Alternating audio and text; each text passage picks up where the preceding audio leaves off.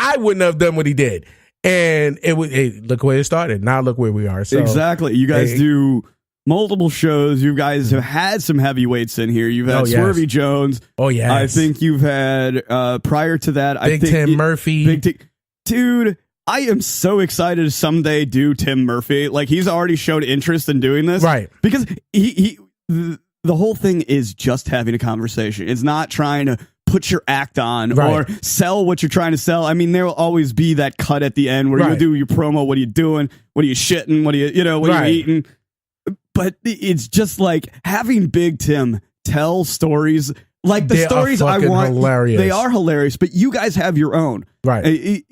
You tell things in a different way. You're a very organic storyteller. That's what drove me. I think you were the first one I spoke to on Entering the Black Hole when it was JFE and there was all that going on. I think we did an episode, and then the next week was I was done with the show. I mean, it was literally and then how quick I met you, and then we wanted you on our show. Yeah, because he's like, we need to know. Excuse me. That was one. Your show was pretty good, by the way, and JFE, I love. Don't get me wrong, I love JFE. I do. I love him. There's absolutely no bad blood. Right. Last night, bad blood, whatever. This is my show. I don't. Right, you can say whatever you want. Right? No one's gonna call me out on my guests, and I'm like, well, I booked you. I'll cut you out. That's how easy this is. JFE, I was a little, taken back when I had found out that y'all had broken up. But, everybody's prospering in their own way. Yeah. They're doing their thing. You're doing your thing. So, I mean, like you said before, there's no bad blood between the beef. Yeah, between it's the three been of you. squashed. Right. We moved on. Man, that was, again, going back to the live event, that's where it happened. Mm-hmm. Because it was the first time we were both forced to be in the same room at the same time. It's just like what we're going to talk about in a minute, because I am going to direct this over to one way, even though that I said I didn't want to. Right. But basically, from that meeting, because that was a forced meeting. Right. We knew someone was going to be.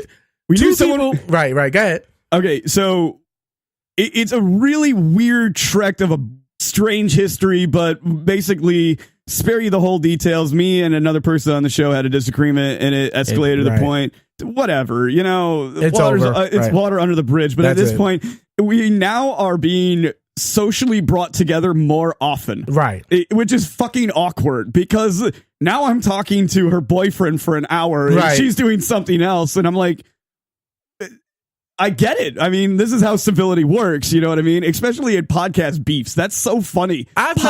Beefs. Have you ever seen one? I've never. I heard people talking shit about each other, but I always thought that's what we supposed to do: talk shit about each other.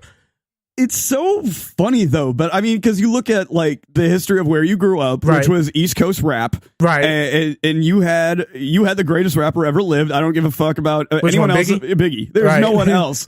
I mean, he prospered further and farther than in 2 albums than the son of a bitch Tupac, who had 10 albums just to remain relevant. You know what I mean? Like, he was doing too much dumb shit to be remembered, and Biggie was over here saying squashing beefs and fucking. He was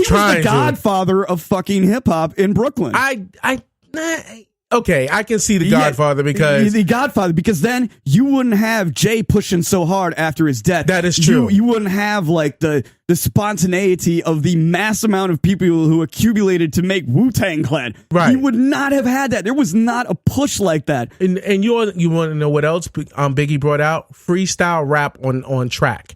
No rapper was doing that. Every rapper was writing all their lyrics down. Every lyric that they, because they got to do it 10, 12 times to make sure they get it right. Remember the song Juicy? Mm-hmm. All off the top of his head. He never wrote anything down. He spit that one take. He did it in one take. Jay-Z started doing it later, but he started it first, right? Much later. When they was sitting there, they even showed it in the movie. They was sitting there, it was like, because they told him, you got to hurry up and get on the mic. Hurry up and get on the mic. He got on the mic because he was wasting time. He got high or whatever. And he was wasting time, and they said, "Yo, you're gonna have to drop this track." He dropped it. They sat in the room and said, "Did he write that?" They was like, "No, he's doing everything." He was like, even after the show, he was like, "I did all that off the top of my head." It was like, wow, that's why he's a skill. Fucking god. That's a skill. I mean, Tupac still wrote everything down. That is true. He did. In there, we have talked about freestyle hip hop on Entering the Black Hole pretty often. So I'm going to divulge from that. Okay. And I want to talk about one of your massive interests that you have never said on mic. Massive interest. Yo, come on. There's a lot of interest. 5 points, all that gangster shit that happened in New York City. This guy is obsessed with fucking organized crime. If you didn't know where I was, in the next 30 seconds, this man is going to say 2 words back to back. And I guarantee you, I will guess what the fuck they are before you even open your mouth. No, you tell me, because I don't know. Lucky Luciano. Yes, I am a big fan of Lucky Luciano, Victor Genovese, Lucchese, Gambo, Carlo Gambino. Look how fast you're dropping names. It's like Paulie Castellani. It's like you and Noriega are sitting in the same room right now, like looking through your fucking Rolodex of who you can call for blow. No, dude, I wish. But yes, I was a big fan of the Italian Mafia. You know what I'm saying? And the Jewish Mafia, because Meyer Lansky and Beanie or Bugsy Siegel was some of my favorite. You know how I got into it? I was watching the movie Mobsters. That's what got me in. And The Godfather. That was fucking old Mobsters, man. But I'm telling you, no lie. After I saw the movie, I started reading books on all of them. I was like, I want to know. I'm on Facebook, not Facebook. I'm sorry. I'm on, what's that thing? Wikipedia. I'm on Wikipedia. I'm buying books on it. I want to know the stories. And the best history lesson you said you ever had was all you had to do, go to your window and open it up. That is one of the things that you told me that I thought was so fucking profound, and I wanted to talk about it because you were literally in the shit. I mean, you had the fucking Goombas sitting on the corner selling hams, the fucking trucks of cigarettes. You had that shit. You were a 90s Brooklyn kid. Check this out. My father worked for a cab company that was owned by the Gambino crime family. So when I was growing up, I didn't know, when you're 9, 10, you don't know none of that stuff. You know what I'm saying? You're not into that. My dad working, I just know there was a bunch of white guys. You know what I'm saying? I didn't know, and they spoke funny. Italians speak funny, which I love, by the way, the Italian women voices. But they just, that's what they think. You know what I'm saying? All the time, I'm over there calling them Uncle Paulie or Uncle this, Uncle that, because that's what my dad told me to call them. All the time, I'm over here talking to these men who are gangsters. Didn't know they were gangsters, but they gangsters. Straight up.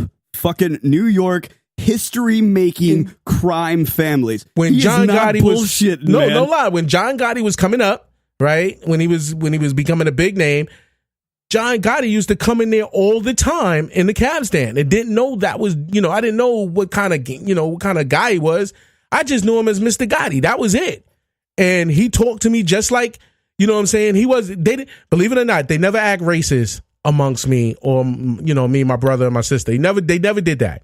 Now, I don't know what they did behind our backs, but they never did that in front of our faces. They talked to us like we were children or like, talked to us like kids. Hey, how you doing? Men. Right. And bought us stuff, food or whatever, which by the way, Italian food is still the best food alive and things of that nature. And all this time, I didn't know that until I seen him on the news. Wait a minute, what do you mean you're talking about he's a gay? And I'm telling my friends, like, you don't know, I knew them. And then when my father passed away, at my father's funeral, the first 5 or 6 pews was, the close-knit family and everything like that. Right. Then I had my friends and, other friends and family. The back 7 rows were all Italian. All Italian. And they did that whole... You see in the movie thing, kiss mommy on the cheek and hand her an envelope. They did that whole thing. I'm like, this is straight out of The Godfather. I'm like, this is amazing. And they was like, we sorry for your loss. Next minute, my mother got packages and packages of shit. I'm like, wow. I'm not going to lie to you. This is a story I wanted you to tell on the Salty Aaron Show or Pinch of Salt. That was the reason why, because I was listening to you every night when we would kind of like either we were sitting on our breaks or we were basically, just bullshitting after the show. Everybody's drunk, having a good time. And you would tell that story. I've heard that story. This is my 5th time hearing it. I love that fucking story. You sat in the same room with some of the most ideal fucking top FBI's hardcore... As a black kid. Not even a fucking black kid. As a black kid. So when you saw Tarantino's film True Love and you heard you know what scene I'm talking about, right? Yes. The one where they're sitting in the car and you hear they talk shit about the Sicilian people and black people. You know what I mean? I really want to say the way they say it in the movie because I don't think the audience is getting the context, but I'm not going to. Right. If you really want to see it, it's who? Okay, I know it's Emilio Estevez is dead. Michael Douglas is sitting on one side, right, and the other side is what's his name? Christopher Walken, doing the most fucking hardcore Sicilian gangster pose that it made modern movies for the next 30 fucking years.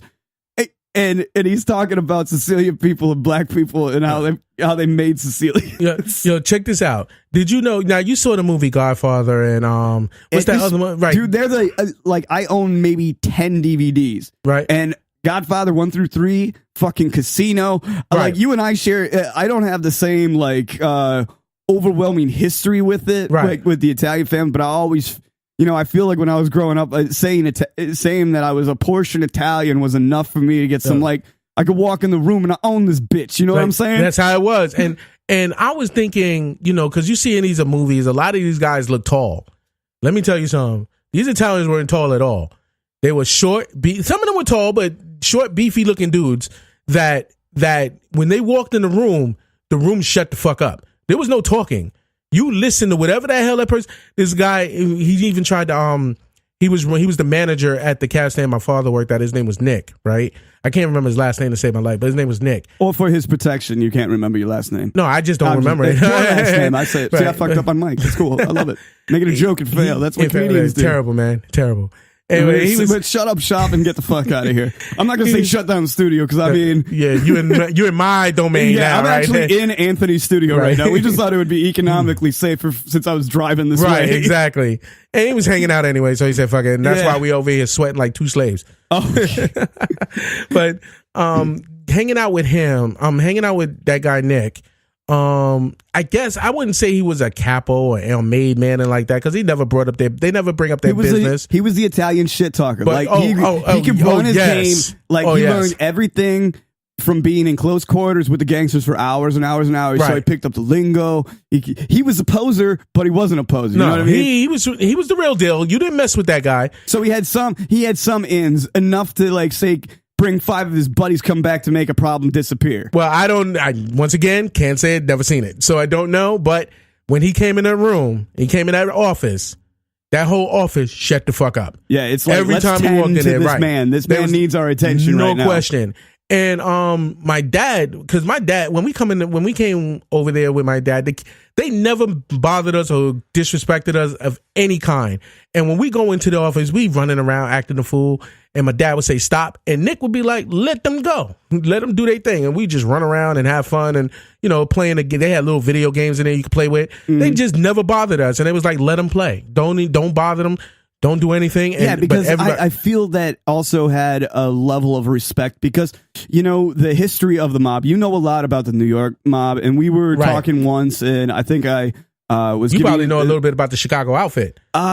Not as much as I want to. Okay. But watching The Godfather growing up and being from fucking northern Illinois that wasn't even the city of Chicago at sometimes. Right. I had to take the bus 10 miles to get to school and all you see are fucking cows and corn. You know what I mean? So I would have that kind of stuff constantly having and me for seeing movies like the gangster movies and stuff like Casino and God damn it, I can't remember the other one. Heat, Casino. Yeah, the other one with Ray Liotta, though. The one that I'm thinking of, where he was. That's the one I keep trying to remember the name of. Goodfellas. Yeah, Goodfellas. I could always see myself wanting to be Ray Liotta in the 70s and the 80s. That was I always had that. Oh man, I'll make it to Chicago and I'll get up with some Italian gang or a Russian gang. I always had that mentality when I was a kid. I wanted to be Joe Pesci. I know. I wanted to play his role. You talking about me? Oh, you for my amusement? Yo, I love that, yo. And I don't know if they anytime actually said anything like that, but it sounds like something an Italian would say. Yo. The fucking recordings of that I recently watched in that We actually talked about it. The one that was recently on TV with John Gotti's son. Yeah. Okay, so I've seen that. The way that these guys would talk to each other is such the, hey, did you bring the baguettes? You know, the 6 baguettes and then the 7. Like, they would write this whole fucking language out of code and stuff. I mean, it was like they were the fucking wind talkers. Because they had no choice. Remember, the FBI was on them at all times. Fucking time. So they had to come up with their own language. And it's amazing. I mean,